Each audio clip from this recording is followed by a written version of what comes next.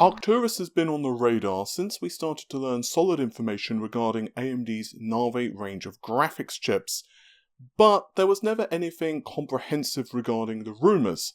The best information we had is it was some type of next generation GPU architecture from AMD, so logically we expected it to be the successor to Navi, so it would be Polaris to Vega to Navi, and then of course we would see Arcturus, but this turned out to not be the case.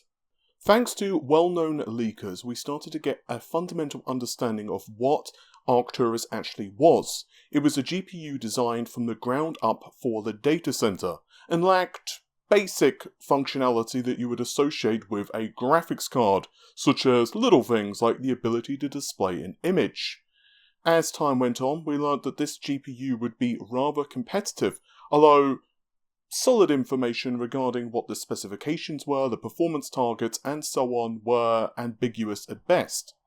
But as we start to get a fundamental understanding now of where Arcturus lies in the performance landscape and what AMD are hoping to achieve with this GPU, it actually makes me cast my mind back to March of last year. During that time, I released a video which detailed several aspects of AMD's upcoming graphics cards. I, for example, revealed that the next generation of Navi would have hardware ray tracing on board, and that Navi, now known of course as RDNA, would have the job of improving graphics efficiency. Basically, AMD were planning to segment their product lineup. We would have a range of GPUs which were for gamers, which I assume many of you are, and also a range of GPUs of sorts for the data center. But these would be purpose-built for the sole design of performing compute-orientated tasks as quickly as possible. As we all know, machine learning, big data is huge business, and to put things simply, AMD wanted to be more competitive in that arena. Keeping things simple for a moment, the GCN architecture, particularly Vega, was really good for compute-focused tasks.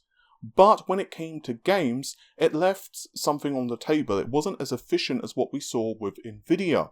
So, what AMD are doing here in essence is to try to produce a product that isn't a jack of all trades. Instead, they're trying to produce products which are designed for a specific purpose. Once again, RDNA for games, and Arcturus will be for compute. So, my name's Paul, and in this RedGamingTech.com video, we're going to be investigating exactly what we know thus far about Arcturus, and why you as a gamer should be interested in this particular GPU, and what it likely means AMD's plans are for the future. So, enter the well-known leaker Komachi, who has made a fascinating discovery regarding Arcturus and the specifications of the chip. According to him, Arcturus, which is the codename by the way, the actual GPU name is MI100. He's found this string, AMD MI100 HBM2 D34303 A1 XL200W 32GB 1000M. So let's decode a few key areas of this string. HBM2, I believe, speaks for itself, and it's outfitted with 32GB of the stuff, running at 1000 MHz. That's both a lot of memory bandwidth and, well, memory. Komachi also states that there's 128 CU on this chip, which is something that I've seen from internal testing documents, the very same documents that we learned a lot of stuff for the PlayStation 5 and Xbox Series X, just for your FYI. He also believes the chip is very big. My own sources back in January did hint this to me, but I was asked to keep this quiet. But now that Komachi has blown open this stuff, I don't really suppose there's much point holding back the information. One source told me that the die is so big it's getting close to the, quote, reticle limit, end quote, and contains a lot of new instructions and enhancements. bfloat16 is one instruction, designed squarely for machine learning and acceleration, and various other floating point operations and tweaks were pushed into the chip's silicon, leading to, of course, increased performance. Perhaps the most telling thing of the string, though, that Komachi found was 200 watts. Because while we knew the number of CU previously, it was one of the kind of whispered secrets regarding Arcturus, we had not known the power envelope, and as I just mentioned, according to Komachi, it's 200 watts. Though he does preface this by stating that this is for a test board, and the TDP for final production will likely differ. Especially, of course, if AMD starts to crank the core clock frequencies for the final silicon, which they may choose to do for certain SKUs, purely for performance purposes. The fact is, though, that MI60, which is a 7nm Vega-based GPU, has just 64 compute units and runs at 300 watts. So even if the MI100 uses 250 to 300 watts for the highest performance products, given it's literally doubling the number of compute units, that's still an incredibly impressive task. Don't forget, though, that not only is the number of CU doubled, but the chip itself is just larger, with more die area for instructions, caches, and all of this other stuff. And given that the chip will basically do a lot more work per cycle, this is no small feat. There's rumours circulating that the performance of MI100/Arcturus, if you prefer, is spurring Nvidia to crank up the performance of certain GA silicon for the data centres. Though, as always with the rumour mill, I would take that with a hefty dosage of salt. Although perhaps this does make some level of sense, there were whispers that Nvidia were retaping their next generation products. So then, AMD have a product to accelerate the data center at last. So then, AMD will have an extremely competitive product for the data center to accelerate huge quantities of data at long last. And there was something that one source did tell me. While the architecture of Arcturus is of course very important, one thing he did hint, although couldn't go into much detail, was that the architecture alone wasn't necessarily the be-all and end-all regarding this GPU. Instead, it was the connectivity. We have seen AMD themselves tout the benefits of Infinity Fabric, and given what we've seen in the high-performance computing arena from various slides that AMD will help contribute components for, it looks like that they are going to be ramping this up to number 11. Basically, the whole computer itself is going to be one massive interconnected node, and there is certainly a lot more complexity to this. Unfortunately, once again, I don't have all of the details right now. One thing is for certain though, if you look at what they are doing regarding their data center processors and platforms, for example 128 PCIe lanes, PCIe Gen 4 as well, there is a purpose to this. It's not just to look good on paper. They want the ability to offer huge I/O to consumers, and naturally this is also going to be of paramount importance when supplying data to GPUs as well. Quite simply, I/O is a massive limiting factor right now in the data center, not just in terms of being able to shift data from the CPU to the GPUs, but also from GPU A to GPU B, and also other situations as well, like because the data sets are so huge, memory bandwidth across the system, for example, main system memory is also of critical importance, as well as being able to pull data to and from the drives themselves, such as the SSDs. Komachi tweets that the die for Arcturus is huge, and this is something that one of my sources told me as well, although the same source also hinted it could potentially be MCM, but he was leaning towards it being a monolithic chip. The latter of this seems to be accurate, that it is indeed going to be monolithic, and he said that while he doesn't have any measurements, he did once again stress that it was close to the reticle limit of what was possible to fabricate right now on the 7nm process. All of this has some interesting ramifications for gamers and the second generation of RDNA. It seems to indicate the lessons learned tweaking the Zen architectures for improved efficiency are definitely coming into play at AMD's graphics division. I covered this more extensively in an exclusive, where one of my sources told me that the second generation of RDNA was drastically more efficient than the first generation.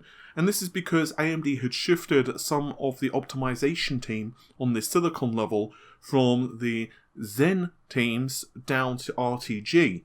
Indeed, AMD themselves have kind of hinted this officially as well since I put that video out.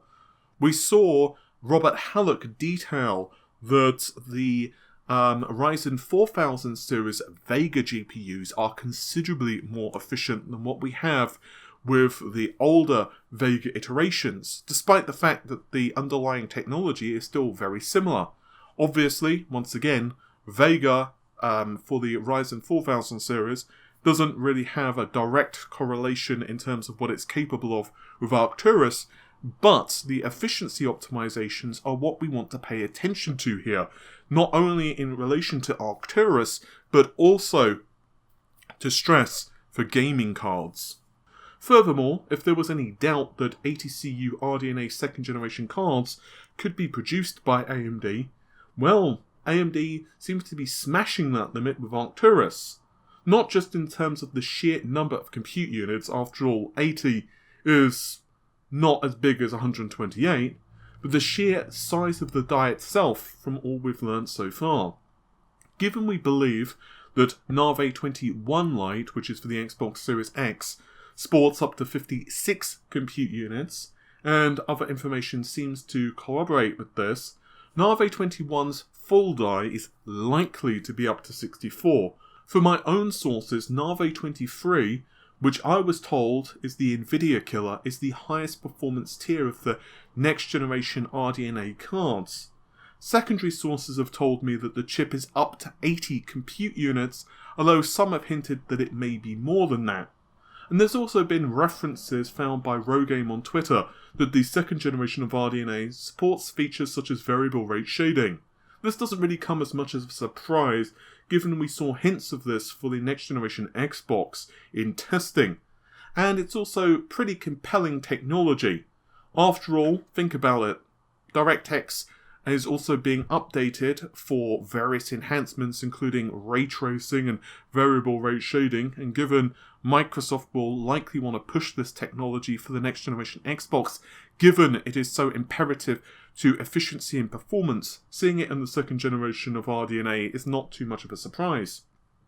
Basically then, the next generation of RDNA will support hardware ray tracing, variable rate shading, drastic increases to the number of compute units, and likely to be more efficient as well. Of course, how AMD's offerings, both in the data center as well as for gaming, will compare against Nvidia's next generation cards, for example the RTX 30, remains to be seen. Nvidia do have one very important thing in their track record, and that is that for the last several generations their GPUs have been extremely efficient. They learned a lot back from the days of Fermi, essentially, with Fermi refresh being a small improvement there, but they've continued to increase their knowledge regarding efficiency and their GPUs. And honestly, if you look at what's been achieved with Pascal as well as Turing, considering the 12nm process, like Nvidia or hate Nvidia, you have to admit it's pretty bloody impressive. And so, not only do Nvidia have the shift from 12nm to 7nm up their sleeves, but they also have other factors as well, such as just an improved architecture. We don't really know that much for certain at the moment regarding GA, and what improvements it's going to have versus, let's say, Turing on the desktop. Finally, I'd like to also quickly address a rumour that's been circulating on the internet for the past week or so regarding the Xbox Series X and ties to a Vega-based GPU. So the rumour has it, and I believe it started on NeoGAF and then got posted to Reddit, and then from there I got tagged multiple times, a couple of emails as well, which is the reason I'm addressing this. The rumour claims that the next generation Xbox has something to do with 7nm Vega. Now, I can almost certainly say that Vega and the Xbox Series X are totally not anything to do with one another, because for one, if you look at the performance of Radeon 7, for example, in games, it gets very close in many benchmarks regarding it versus the RX 5700 series. And honestly, given the price disparity between the 5700 and Vega, it just shows that Vega is not the architecture that Microsoft would want for a games console. They would instead rather plonk their money down on an RDNA-based GPU. And indeed, Microsoft themselves have confirmed that, well, it's RDNA-based for the next-generation Xbox. However, if you were to take the rumours at face value, and please do not take this as me advocating that these rumours are accurate, I would be very surprised if there was any truth to these rumours at all. But if you were to analyse this and say that there was any nuggets of truth in this rumour, it's potentially possible that elements of, for example, Arcturus have been brought to the Xbox purely for compute purposes, which would be potentially a couple of instructions for machine learning. We did see the upsampling of low-resolution textures to high-resolution textures, which Microsoft claims is virtually without any performance loss, and the quality difference is negligible at best compared to native quality textures.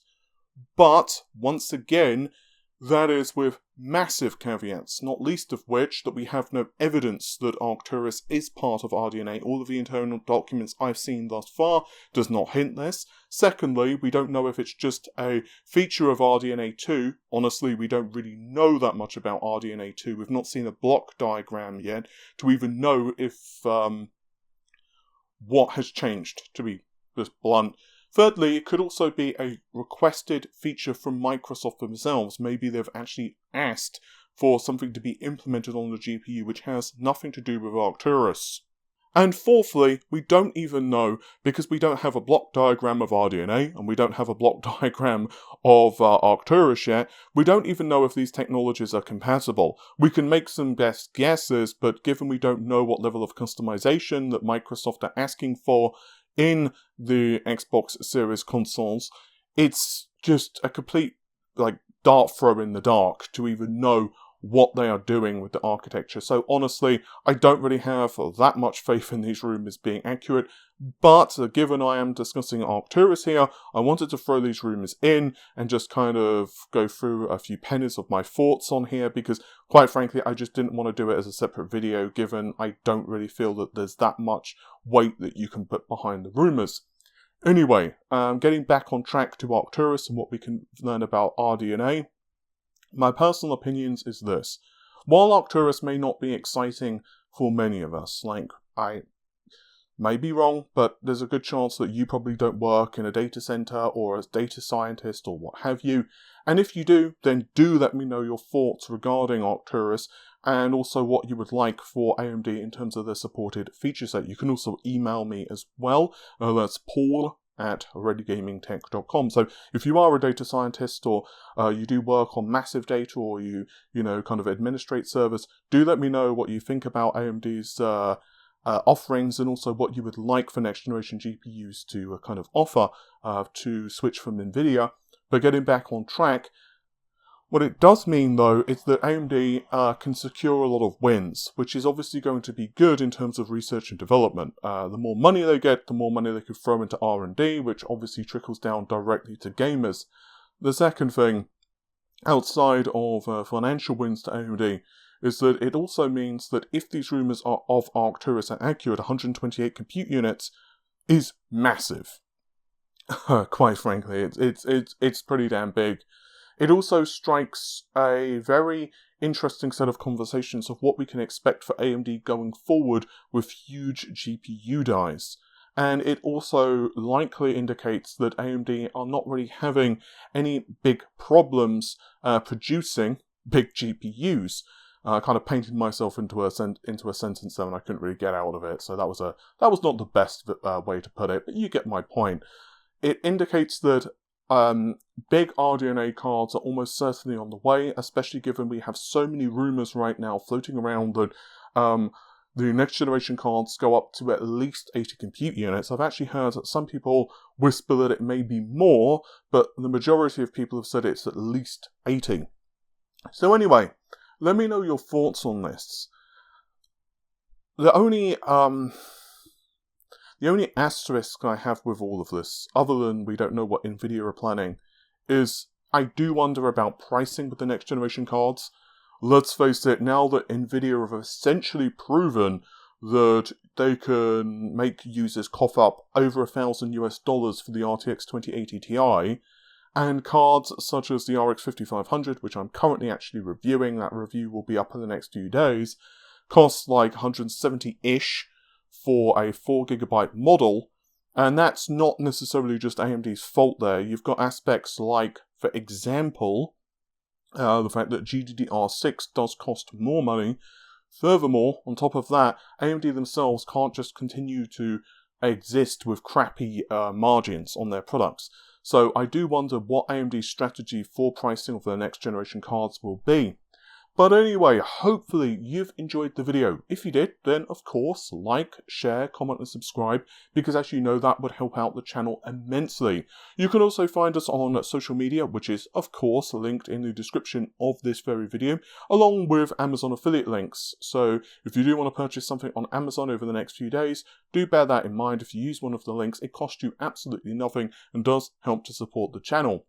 But I'm going to let you all go. I thank you very much for watching the video and all of your support. Take care of yourselves.